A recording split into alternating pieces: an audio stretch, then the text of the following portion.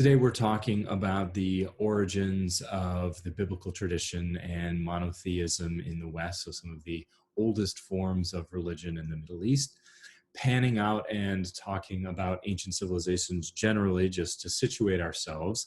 Human beings, we, Homo sapiens, have been around for about over 200,000 years. Our oldest civilizations that we know of, so civilizations, where people lived in big cities and had forms of writing and had hierarchical governments, are places like, I think we know, ancient Egypt, Mesoamerica, going back about 4,500 years, India, the Indus Valley civilization, also 4,000 years old. China goes back about the same period. What we call the cradle of civilization in the West, as we learned in middle school, is what is now modern Iraq, between the Tigris and the Euphrates River, Mesopotamia.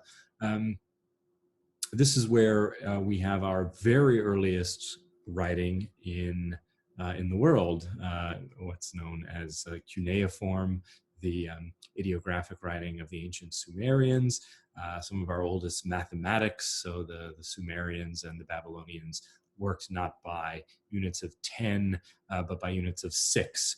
And that sexagesimal reckoning, as they called it, is still with us in the way that we count time. So 60 seconds in a minute, 60 minutes in an hour, and multiples of 6, 12, 24 in the way that we reckon the days. Also, our oldest law code in the West, the law code of Hammurabi.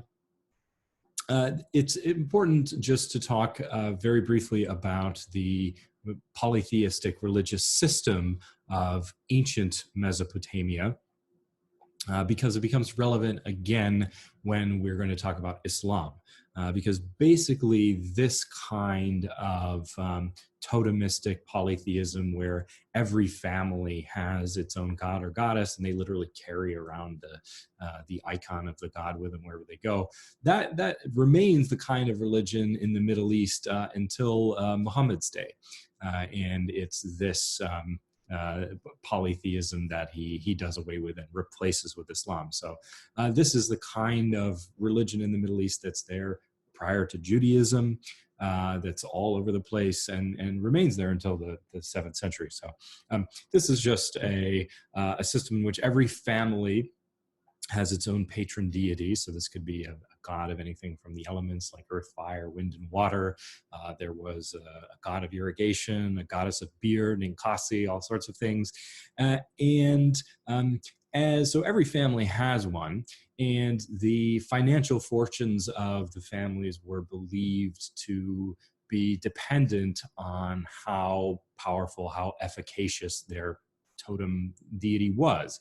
So for families that did well financially and moved up and bought a bigger house, people would think, oh, the goddess of Ninkasi must be very powerful.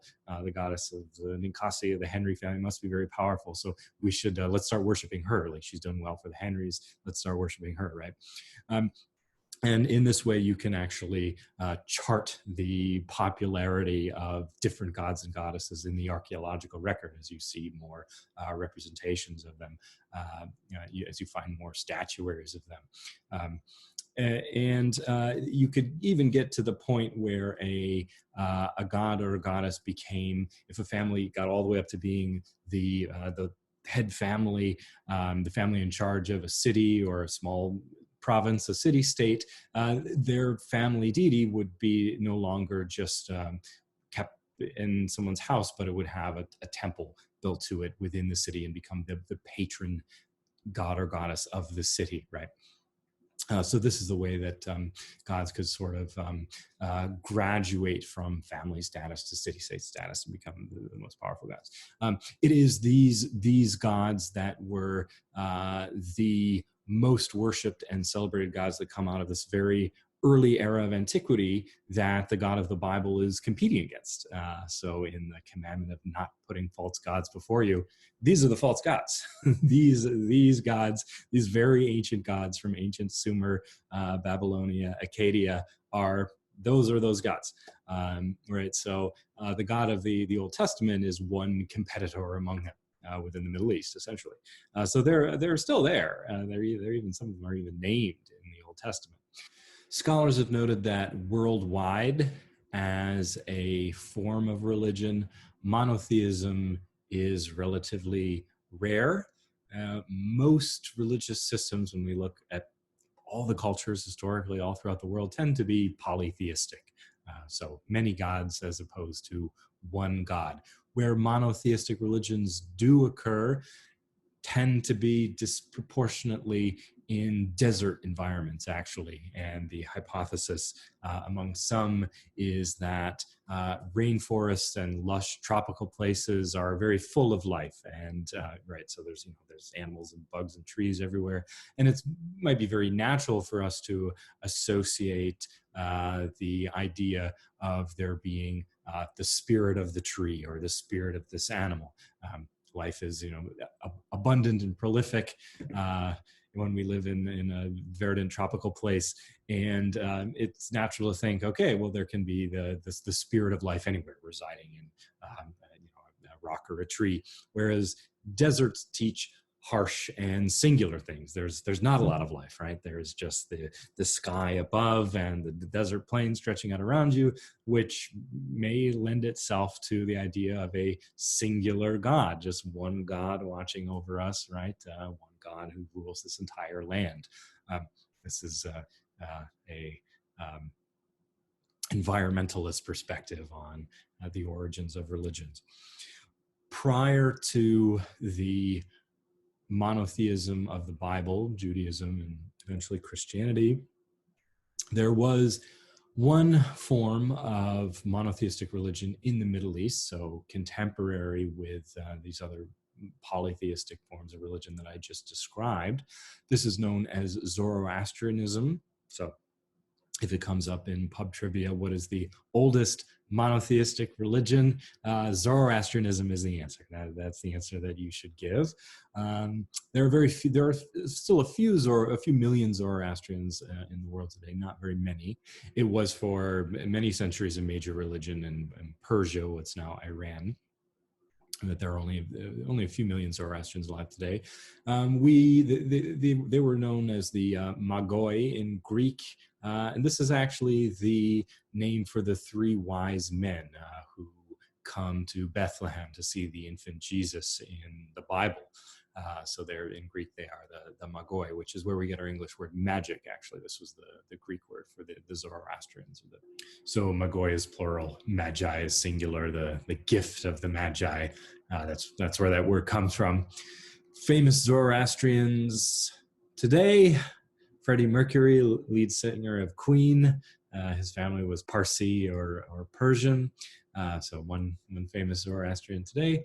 Zoroastrianism, prior to becoming a monotheistic religion, was a religion where people worshipped the elements of nature, and they worshipped them through these ceremonies that involved pouring gifts to the gods into fire. So the fire is the centerpiece of temple ritual life, and the job of the priests is to do these purificatory rites, splashing water in the fire, making oblations or gifts of edible food to the gods, inviting the gods down to commune with the people there and to ask favors of the gods.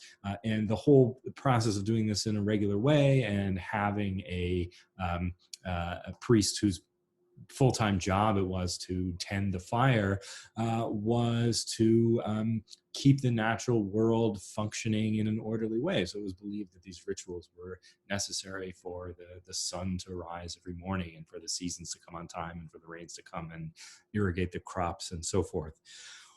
This whole system of early pre-monotheistic Zoroastrian worship is very, very close to, as we'll see, early Hinduism, the Hinduism of the Vedas, and that is not an accident. Actually, they are directly related to each other because Vedic Hinduism came from ancient Iran. The ancient Iranians came over to India about 3,500 years ago, and their earliest texts, the Vedas, are quite close actually to the Zoroastrian gathas. And so the gods in Hinduism are called devas. They're called devas in Avestan, the language of the Zoroastrian gathas, and so forth. The nature of the Zoroastrian religion changes with the revelations of one man. Zoroaster is his name in Avestan. The Greeks later on called him Zarathustra. His date is debated. Traditionally, he's placed between 1800 and 1500 BCE, but some historians think he might have lived almost 1,000 years later. Zoroaster is one such hereditary priest, someone whose job it is to perform the fire rituals in the temple, who, according to the Zoroastrian sacred texts, one day at age 30 went down to a river to collect water to perform his ritual duties and blacked out and had a revelation from God. God, whose name is Ahura Mazda, or the god of light, tells Zoroaster that the way that he and his priest friends have been practicing the religion is wrong, that there is only one true God, that the other gods are deceiver gods, and that one among them, Angramanyu, is in fact an evil deceiver whose only pleasure it is to lead human beings into temptation. So Ahura Mazda reveals that he is the creator of heaven and earth, of all things, the one true God, the only God worthy of worship, and that all of the temple activity should be redirected towards worshiping him. So don't put false gods before you. Parenthetically, this whole idea of receiving a revelation, a direct revelation from God, and also a direct revelation from God related to being near a river, is something that will appear later on in the prophetic tradition that goes all the way back to Zoroastrianism. So it happens to Zoroaster. Muhammad is going to receive the revelation of the Quran at age 40. And then later on, when we talk about religious syncretism, or the combination of different religions, there's this religion called Sikhism. That's a combination of Islam and Hinduism, where the founder Guru Nanak falls into a river when he's in his early 30s and has a revelation from God. Also, so the details of Zoroaster's life and special message continue to be relevant later on in the tradition of revealed religion or prophetic religion. Zoroastrianism introduces a theme that will continue to be relevant in the biblical tradition, which is that of the idea that God reveals himself not just once, but periodically to a succession of prophets. Or prophets are people who somehow interact with God directly and communicate what he has to say to other people. In Zoroastrianism, Zoroaster is the first of three prophets. So God explains, Ahura Mazda explains that there will be one prophet every 1,000 years, and that after the coming of the third of these, there will be a great battle between the forces of good and the forces of evil, and that the forces of good will ultimately be victorious, that all who have died will be resurrected from their graves and will live on in an earthly paradise. So earth will become a paradise where everyone is immortal and experiences no pain or suffering. And this is how time ends in Zoroastrianism. So basically, in Zoroastrianism, God creates the world. There is a Genesis, as there is in the biblical tradition. There is 3,000 years of strife between the forces of good and the forces of evil, and then a reckoning and a resurrection, with a happy ending, though, because Zoroastrians believe that all people will be redeemed at the end of time. There is a hell, a subterranean hell realm where bad people go to be punished until the time of the reckoning and the resurrection. But at that time, and after the forces of good are victorious, everyone will live on in this earthly paradise. So it's fairly optimistic. It's a much more optimistic version of the end of days than is the book of Revelation in the Bible. The significance of a 1,000-year period is important later on in the biblical tradition, in this famous passage from the book of Revelation, when the author describes his vision in which Christians who had been martyred will be resurrected at the end of days and will live on in an earthly paradise for 1,000 years with Christ the Messiah come again. So that the word millennium means 1,000 years. It's from Latin mille, 1,000. And the concept of a millennium remains important in Christian imagination too. So in the lead up to the year 1000 in medieval Europe, many people thought that this was going to be the second coming. Many people in France even gave away their property to the church because they thought that they needed to ensure their salvation and place in earthly paradise. In 1999, when I was growing up, there was this big fear that what was going to happen, that the computers were not going to be able to display the date 2000 on their calendar.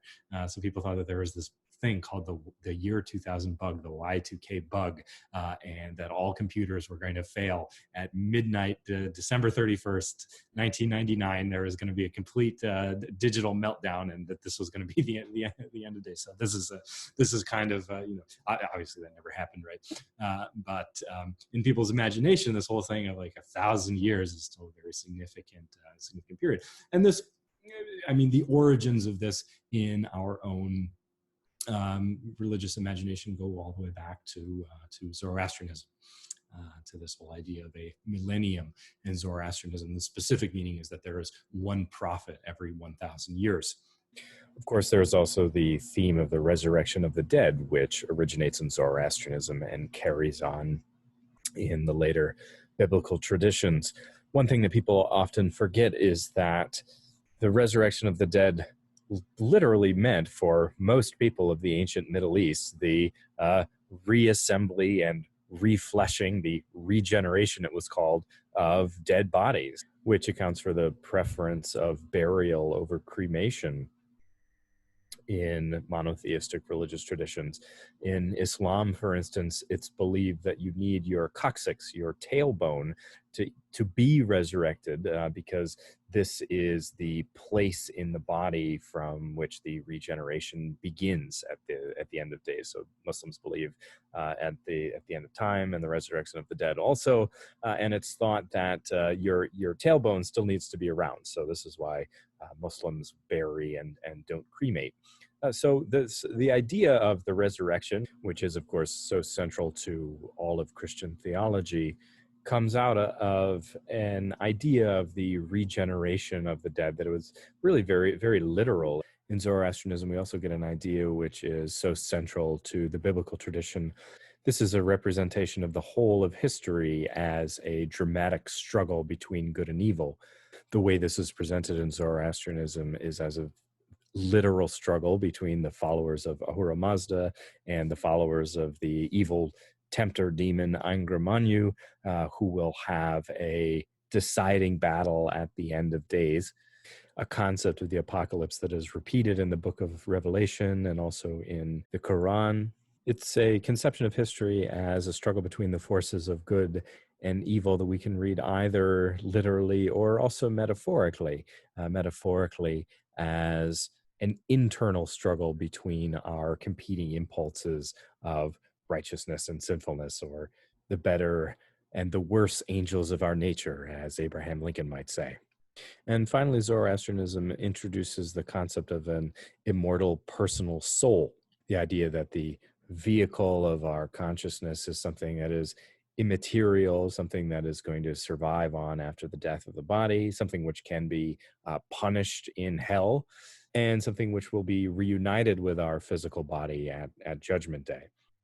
So this is like the idea of a succession of prophets, a one true God, a battle between the forces of good and the forces of evil. The idea of an immortal personal soul ranks as one more aspect of Zoroastrian religious thought that will be carried over into the later monotheistic religious traditions. Judaism, Christianity, and Islam are sometimes referred to as the Abrahamic religions, since Jews, Christians, and Muslims all see themselves as descended from Abraham. Jews trace their heritage to Abraham's grandson, Jacob. Jacob is given the name Israel, which is, of course, the promised land of the Jewish people. Muslims trace their heritage and the heritage of the Arabs to Abraham's son Ishmael, Jacob's uncle. Abraham is also a prophet, standing in the succession of prophets from Adam to Muhammad. And Christians refer to Abraham as the father of the faith. He is a significant prophet and a renewer of the covenant. Jews trace their ancestry and religious heritage to the Middle Eastern inhabitants of Israel. Judaism was one among many competing religious systems of the day, but significant insofar as the Jewish people believed that their God, the God of the Hebrew Bible, although he had promised them a specific kingdom, would stick with them and watch over them wherever they were. For Jews, the God of the Hebrew Bible was, like Ahura Mazda for Zoroastrians, the one true God and the only God who is fit to worship. It's interesting to know that the Old Testament doesn't actually deny the existence of other gods. It just says that you should not put them before you, that you should not worship them. So, in contrast to the more fickle religious attitude of the people of the ancient Middle East, who might start worshiping a different god if it looked like the people who worshiped that god or goddess were successful, Jews believe that only their God was the one that they should worship, and that they should worship no matter what, whether in times of prosperity or times of hardship. The name of the one true God of the Hebrew Bible is written in Hebrew as YWHW, rendered in translation as Jehovah. This proper name of God in the Hebrew Bible is believed to be too sacred to actually pronounce. So if someone is reading the Tanakh, when they come to this word, they won't actually pronounce it as it's written in Hebrew. They will substitute the word Adonai, which means the Lord on high, because God's proper name itself is too sacred to invoke. So you have to substitute it with an epithet. The drama of the Hebrew Bible revolves around renewed agreements between God and his chosen people in the form of covenants. This is a kind of contract whereby the people of Israel are expected to uphold God's law, his commandments, and in return, God has promised to watch over them. And finally, and relatedly, we have the theme of exile and return to the promised land. So God promises the land of Canaan to Abraham, and it becomes a key theme in the narrative of the history of the Jewish people, not just in the Hebrew Bible, but even beyond that, in the actual living history of the Jewish people, that although this promised land is there for them, that God intends it for them as their kingdom, circumstances are such that they will spend long periods of time in exile from their promised land. First, enslaved in Egypt. This is the subject of the book of Exodus. Then, centuries later, ejected from their kingdom under the invasion of the Babylonians. And then in the year 70, a generation after Jesus' lifetime, exiled throughout the Roman Empire in the wake of an unsuccessful revolt and the destruction of the temple at Jerusalem. So this last exile, this historical exile, what's called the diaspora of the Jews, is a real 1900-year period in which the land of Israel was not in the hands of the Jewish people. It wasn't until the establishment of the modern nation of Israel after World War II that the promised land was restored, or so the narrative goes. So in some sense, Jewish history is Judaism. The struggles of the Jewish people, their ritual remembrance in holidays such as Passover and Hanukkah. The holidays of Judaism are a remembrance of the historical struggles of the Jewish people. Christianity is to a historical religion which depends on the event of the crucifixion and the resurrection. And as a historical religion, you can't teach Judaism without teaching the history of the Jewish people. From early on, Jews were known as the people of the book, referring not just to their Bible, but to their portable oral tradition, their tradition of passing down the stories which would become the Tanakh or the Hebrew Bible also. So the Tanakh, which is an acronym for the three parts of the Hebrew Bible, the Torah, the Nevi'im, and the Ketuvim, so Tanakh, Torah, Nevi'im, Ketuvim, correspond roughly to the Old Testament of the Christian Bible. So there's a few differences. Some portions of books that appear in the Christian Old Testament, which do not appear in the Tanakh, including the book of Maccabees and a few other things. But for the most part, they are the same. And of course, Christians see their tradition as a continuation of Judaism. One significant difference in attitude between Jews and Christians is that of what we refer to as orthodoxy versus orthopraxy. So orthodoxy means correct belief. Ortho is the Greek word for straight, so like an orthodontist straightens your teeth. Doxa is the Greek word for belief or doctrine. Orthodoxy means correct belief, as in for a Christian, it is essential that you believe in the truth of the resurrection and the tenets of Christian theology. Orthopraxy means correct practice, straight practice, essential in Jewish religious life in that you follow the rules, the commandments laid out by God in the books of Exodus, Leviticus, and Deuteronomy, the commandments of Moses plus all of the other rules, 613 of which in total, if you live by them, you are righteously following God's word, God's law, living al malkut shamayin, or under the yoke of heaven. Following the law of God is enough to ensure that you are abiding by his covenant. What you believe apart from that is substantially less important. The important thing is that you are following the rules to begin with.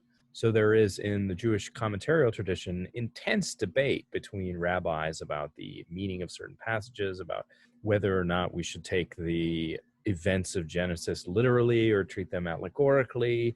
Even in a Jewish temple service today, part of what goes on, in addition to the readings from the scripture, are informal discussions among members of the congregation themselves, debating the meaning of passages, turning around to one another and giving their own reading or interpretation of a passage from the Tanakh. This whole idea of following all the rules as they're laid out as the starting point for your faith tradition versus confessing belief in the doctrinal tenets of Christianity, the doxa of Christianity, as in the Apostles' Creed, I believe in God, the Father Almighty, creator of heaven and earth. I believe in Jesus Christ, his only Son, our Lord, who was conceived by the Holy Spirit, born of the Virgin Mary, suffered under Pontius Pilate, was crucified, died, and was buried, and so forth. The confession of belief is the starting point for a life of Christian faith, whereas following the rules are really the starting point for Jewish identity. The most extreme expression of this difference in attitude between orthodoxy and orthopraxy comes in the form of examples of people who identify as culturally Jewish, but don't necessarily even believe in God, secular Jews. So people who value their heritage and upbringing and still might identify as Jewish, but who don't necessarily even say that they believe in God. This is a kind of consequence in the extreme of the emphasis on orthopraxy over orthodoxy. Genesis is the first book of the Hebrew Bible. It's laid out in 50 parts, beginning with a description of cosmogenesis, or God's creation of the world, which you read for Tuesday, all the way through the stories of the patriarchs and the prophets until the exile of the Jewish people in Egypt. Genesis describes the fall of humankind from a perfect state of harmony and obedience to God into one of sin and hardship. So it begins with the story of Adam and Eve, the first two human beings. Adam in Hebrew simply means the man, Adam. The couple living in their earthly paradise of Eden are commanded by God not to eat of the fruit of the tree of the knowledge of good and evil, but are tempted by the devil to do so, thus becoming the first pair not to have read the terms and conditions on their apple. The significance for this event in later Christian theology is that it stands as the event which ensures that the descendants of Adam and Eve will remain in a state of hereditary sinfulness, or in a fallen state which they have inherited from this primordial act of disobedience towards God. Many people have interpreted this episode in the book of Genesis in various ways. Some have drawn attention to the fact that there are two significant trees in the garden. There is the tree of the knowledge of good and evil, which God is concerned that Adam and Eve abstain from. The other is the tree of life. So there's a question of the relationship between the two trees. If you have one, then can you not have the other? So if you have immortality, then can you not have the knowledge of good and evil? Some have asked if the story is an allegory for the kind of moral consciousness or ethical decision making that humans have, which animals lack. So eating of the fruit of the tree of the knowledge of good and evil, all of a sudden Adam and Eve realize their own nakedness. They are morally self-conscious of their own sexuality in a way that animals are not. Is this whole episode a kind of metaphor for this sort of level in evolutionary terms of moral cognition? There are other interpretations too. For instance, the expulsion from the Garden of Eden is really the first exile of the Hebrew Bible. So it is then related to this theme of exile from a place that you want to get back to. We as human beings are exiled from the paradise of Eden, just as repeatedly the Jewish people are exiled from Israel and have to get back to it.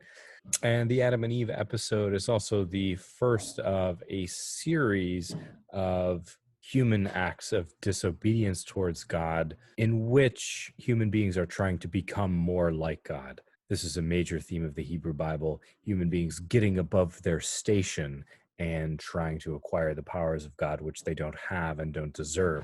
The Tower of Babel, humankind building this giant tower to try to reach up to heaven, God having to smash it down and disperse the people throughout the lands of the earth such that they speak different languages and can no longer understand one another.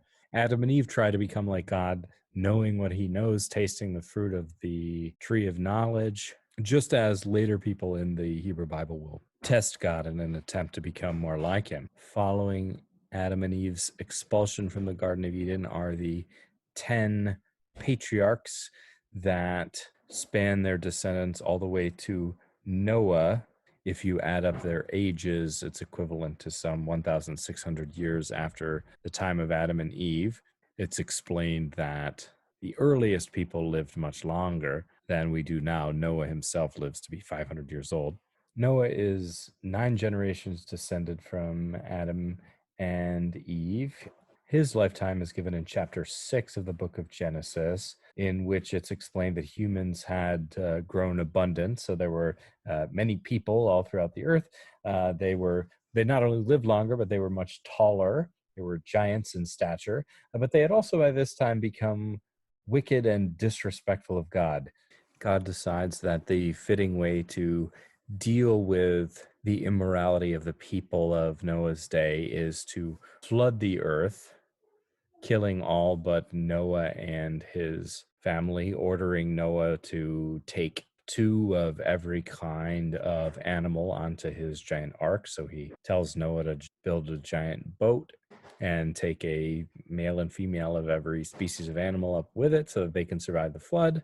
The flood itself is a kind of reversal of what occurs in the very first few passages of the book of Genesis. So there, God separates the waters from dry land and the waters of the earth from the waters of the firmament or heaven, with the idea being, and most people don't realize this, with the idea being that there's the water of all the oceans of the earth, there's also water under the earth, and there's also water in the sky. So the dome of the firmament, or the dome of the sky, is, according to the Hebrew Bible, a physical barrier separating us from the water that God lifted up into the sky, which makes the sky blue, and which could be poured back onto the surface of the earth if God opens the windows of heaven, the apertures of the firmament, such that the water of the sky contained above the dome which sits above the earth. The earth is also a flat square from the point of view of Hebrew Bible cosmology. It's a flat earth worldview. And so to flood the earth, God opens the doors of the earth, so all this water floods up from underneath the earth, which he'd put there when he separated the earth from dry land, and he opens the doors of heaven so that water falls from the sky. So the whole flood event is a kind of reversal of the process of separating the waters in the beginning, returning the earth to its pre-creation state of watery chaos. As the rest of humankind is drowned, Noah, his family, and all the animals are afloat on the ark for 40 days and 40 nights until they come to rest at the only portion of dry land still above the waterline of the flood.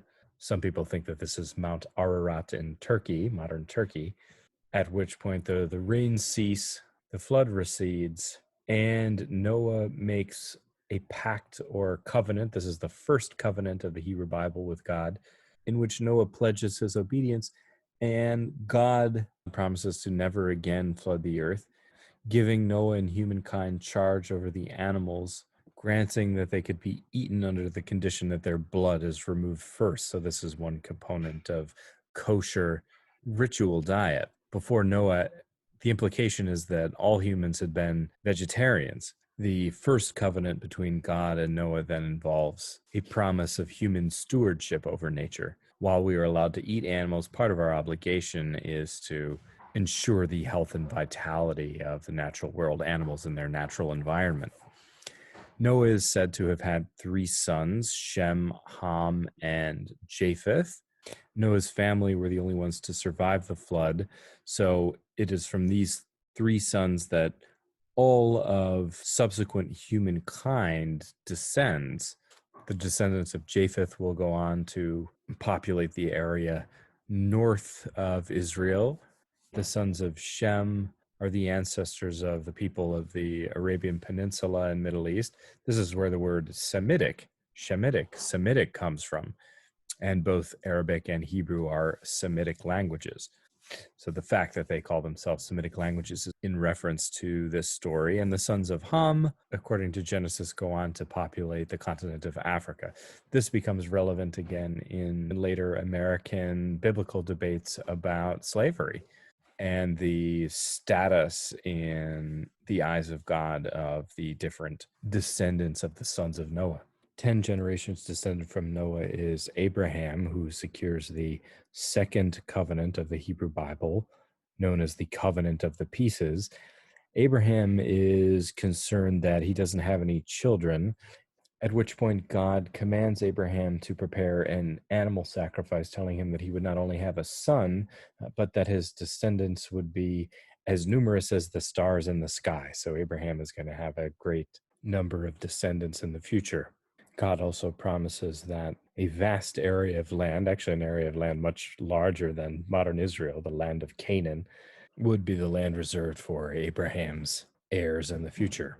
Circumcision, God tells him, is the permanent sign of this everlasting covenant and may have to do symbolically with the fact that legal agreements between 2 people were finalized by the sacrifice of an animal, by the cutting in 2 of an animal, signifying that if either party to the agreement violated their half of the deal, then the same thing could happen to them.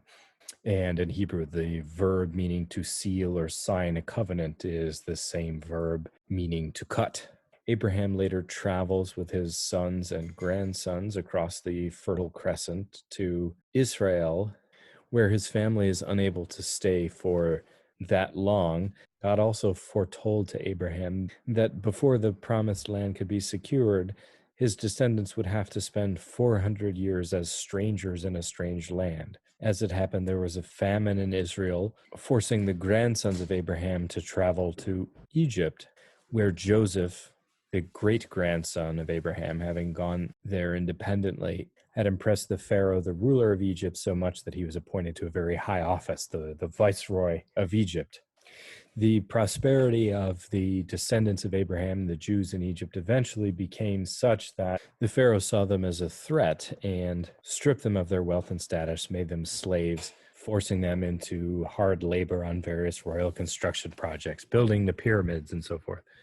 Moses, who is the great, great, great, great, great grandnephew of Abraham, is orphaned and raised in the palace of the Pharaoh. They don't know that his parents are Jewish. Will grow up to be instructed by God on how precisely to lead the Jewish people out of Egypt. Moses, with God's help, brokers the release of the Jewish people from the Pharaoh's captivity, leads them safely across the Sinai, parting the Red Sea, and shepherds them on their 40 years journey from Egypt back to the promised land of Israel.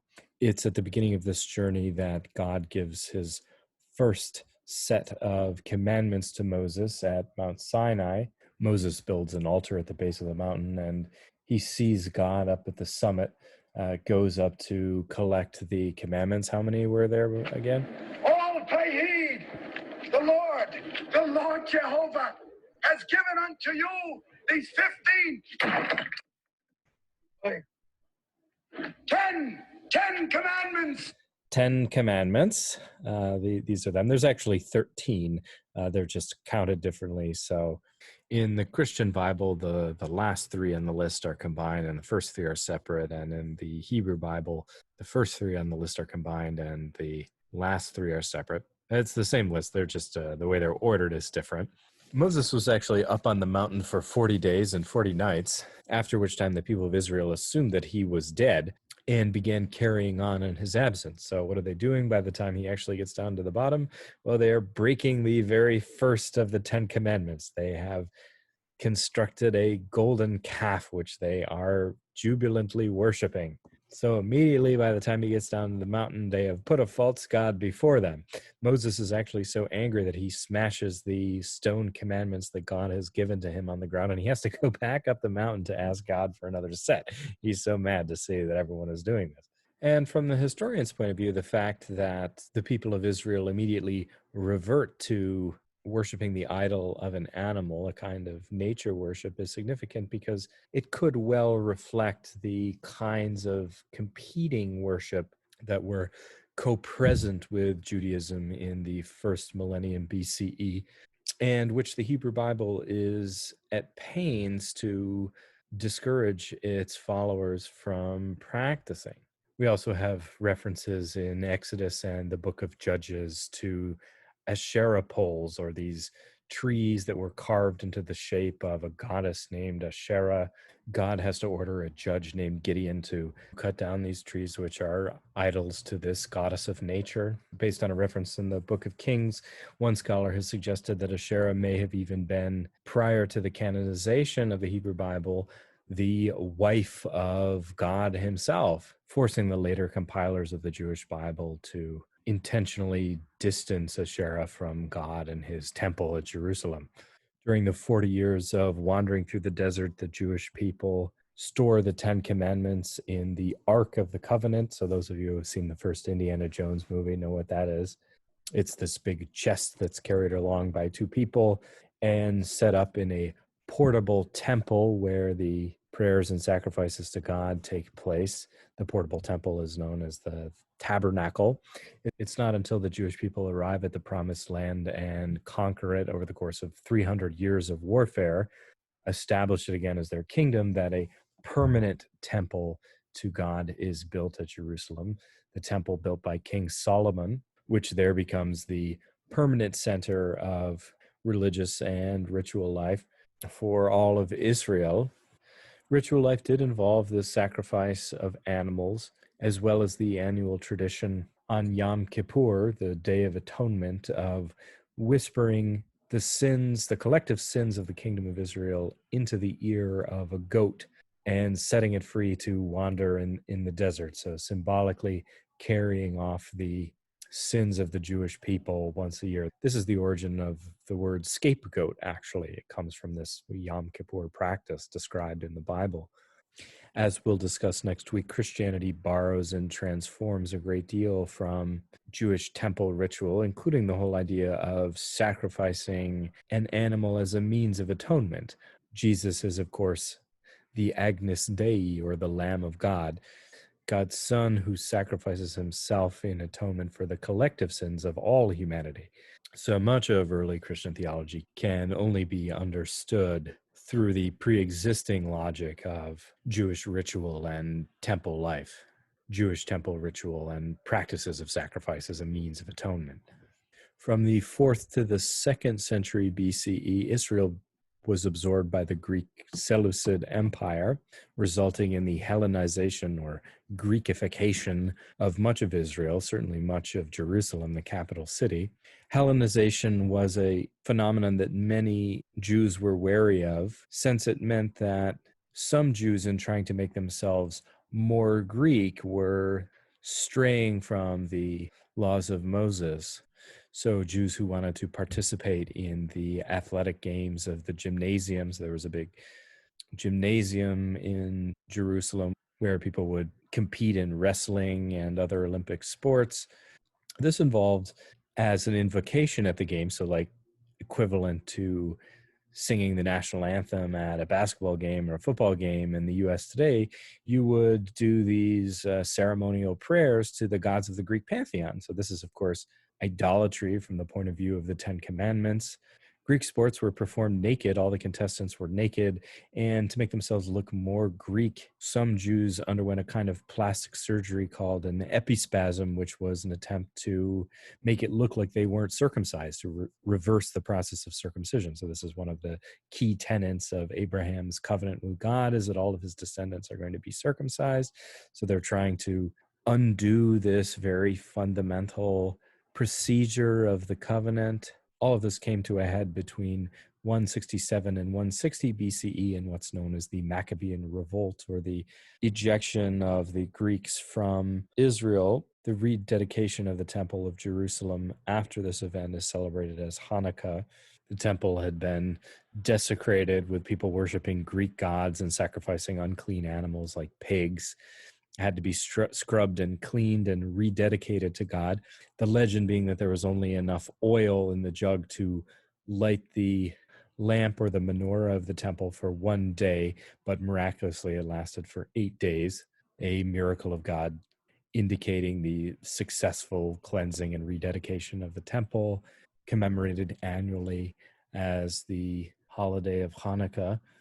After 100 years of sovereignty, again in the year 63 BCE, Israel was conquered by the Roman Empire. So this is the period in history into which Jesus is born, sometime around the year 0, when Judea or Israel is a vassal state or a sub-kingdom of Rome. In Jesus's lifetime, Herod is the vassal king, the Jewish ruler of Judea, who has to pay tribute to the Roman Empire. The attitudes of the Jews of the day were essentially split into 4 camps, and these are groups of people who are mentioned in the Gospels as well. There are the collaborators, known as the Sadducees, who welcomed Roman rule and colluded with the occupying Romans so that they could personally benefited as best they could. There were the Zealots, who wanted to mount an armed insurrection against Rome, just as the people of Israel had 100 years earlier when they'd thrown out the Greeks. There were the Essenes, who didn't want to deal with it either way, didn't want to be involved in collusion and didn't want to be involved in armed revolution. And so they went off to the hills above the River Jordan to live in their secluded religious communities where they didn't have to deal with anyone. And lastly, there were the Pharisees, who were kind of in the middle, who didn't think that outright insurrection was going to be successful, but who weren't willing to sacrifice their Jewish heritage and customs as readily as the Sadducees or the collaborators were. So in the Gospels, Jesus is depicted as mostly in dialogue with the Pharisees. The Pharisees are the main people in the text that he is having arguments with, leading some historians to suggest that Jesus' own attitude may have been most closely in line with that of the Pharisees. The reason being that if we're trying to bring someone over to our side, the people we're going to spend the most amount of time in dialogue with or arguing with are the people who are closest to us, right? Because they're the ones who already believe most closely to what we believe and are therefore the easiest to convince. We don't want to try to argue with someone who has views that are way different from ours or totally at odds with ours, because they're going to be hard to bring over to our side. We're more likely to expend our energy trying to convince those who are already close to us ideologically. So for that reason, some people think that although we don't know very much about Jesus's biography, that he may have been himself more in line with the thinking of the Pharisees, against collaboration with the Romans at the expense of tradition, but also against the idea of outright armed insurrection to try to overthrow them. Rebellion against the Roman Empire after the lifetime of Jesus was unsuccessful, so it was not successful as it was against the Greeks. It would result in the destruction of the temple and the sack of Jerusalem in the year 70 and the dispersal of the Jews from Israel throughout the Roman occupied Mediterranean and the Middle East. The loss of Israel as the central homeland for the Jewish people is what's known as the diaspora of the Jews. So, as I said at the beginning, the Jews don't actually get the promised land back until 1948, until in the wake of the Holocaust and the horrific human tragedy and the death of 6 million Jews in Europe, Britain, in giving up its territories in the Middle East and elsewhere, promises its territory of Palestine to the Jewish people to start their own modern state. And the fact that Jews were able to maintain their customs intact throughout this very long 1,900 year period, when most Jewish communities lived in isolation from one another, spread throughout this part of what would become the Christian and Islamic worlds of the Middle Ages, is really a striking testament to the strength of community and tradition. And for Jewish communities to preserve their scriptures and way of life so uniformly across small communities which lived in large part in isolation from one another. Life for Jews was often difficult, living as a small religious minority in Christian Europe. One advantage they did have was that the church forbid Christians from charging interest to other Christians if they lent money, allowing Jews to come to prominence as lenders and bankers. And this is the origin of Jewish last names relating to things like gold and silver and pearls, Goldman, Pearlman, names like that. This worked so long as Christians didn't become too indebted to Jews, as the royal family did in England in the 13th century. They ended up owing so much money to Jewish lenders that the solution was just to kick all the Jews out of England. So that'll take care of the problem. Get rid of all of our lenders and don't let them come back, and we don't have to pay them back. Laws throughout Europe worked to isolate Jews from Christians by restricting where they could live and who they could marry. Sometimes they had to wear identifying patches on their clothing, like that of the Ten Commandments in Hebrew. In Italy, a yellow star of David. In Germany, a conical hat named as the Judenhut, or the Jew hat, which is in fact the origin of the modern, well, not modern, but the dunce cap. People don't use dunce caps anymore, but what in olden days was the dunce cap, when the bad kid had to sit in the corner and wear the cone on their head. Church iconography made it clear that the Christian church was superior to the Jewish church. So one theme in religious art was that of ecclesia and synagoga, or the Christian church, ecclesia, and the synagogue, or the Jewish church. This, in statues and paintings, represents the church as a crowned figure standing upright with their staff and the chalice, the Holy Grail, whereas synagogue, or the Jewish church, is blindfolded, facing downwards, has a crooked staff. In this stained glass window depiction, God is crowning the Christian church, and the church is riding on this really badass creature known as a tetramorph, part man, part lion, part ox, and part eagle. Synagoga is riding a decrepit ram, and to drive the point home, God is knocking her crown off her head to show that the Jewish church has strayed from the path of true religion. When there was any sort of epidemic or misfortune, Jews were blamed for it. Jews were blamed for spreading the bubonic plague. There were all kinds of absurd rumors and accusations about Jews ritually murdering infants, drinking the blood of Christians, and very bizarre accusations about Jews sneaking into churches to steal communion wafers, take them home, and torture them with little daggers. The thought being that it wasn't enough that the Jews were responsible for the torture and crucifixion of Christ, but that they needed to gain satisfaction by ritually reenacting the torture of the host, or by torturing the communion wafers of the Catholic Church, which represent the body of Christ that you take in Mass. I'm not going to go into detail about modern anti-Semitism, and I think we all know a little bit about that.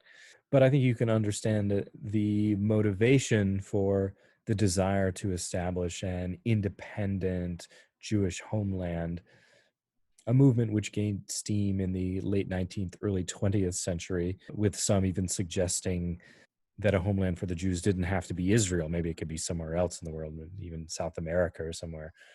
The resolution, of course, was the restoration of Israel to the Jews in the wake of World War II.